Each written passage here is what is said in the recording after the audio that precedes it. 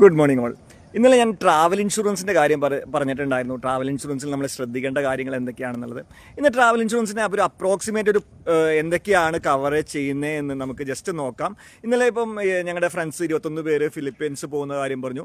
അപ്പോൾ അവർക്ക് അറൗണ്ട് ഒരു 900 റുപ്പീസാണ് അവർക്ക് പ്രീമിയം വന്നിട്ടുള്ളത്. ഒരാൾക്ക് 5 ദിവസത്തെ ട്രിപ്പാണ് പോകുന്നത്. അതിൽ കവർ ചെയ്യുന്നത് emergency medical expense 50,000 USD cover ചെയ്യുന്നുണ്ട്. അതുപോലെ തന്നെ എമർജൻസി ഡെൻ്റൽ എക്സ്പെൻസ് 300 USD. അതുപോലെ പേഴ്സണൽ ആക്സിഡൻറ്റ് ഒരു 15,000 USD. അതുപോലെ loss of checked baggage 750 USD. Delay in checked baggage വരാൻ വൈകുന്ന കേസിലാണെങ്കിൽ 100 USD. Loss of passport 250 USD. Personal liability 20,000 USD. അതുപോലെ തന്നെ ഡെയിലി ഹോസ്പിറ്റൽ അലവൻസ് 25 US$.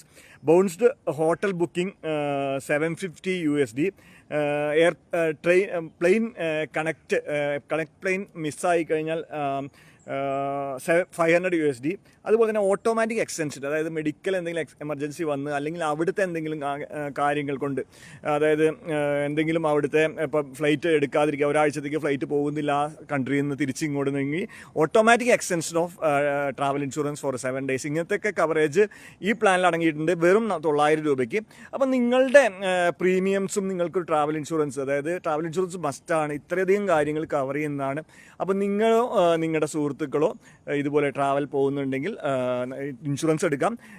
ഞങ്ങൾ ഇൻഷുറൻസ് എടുത്തു കഴിഞ്ഞാൽ ക്ലെയിമിലും ഏറ്റവും ബെസ്റ്റായിട്ടുള്ള സപ്പോർട്ട് തരുന്നതായിരിക്കും.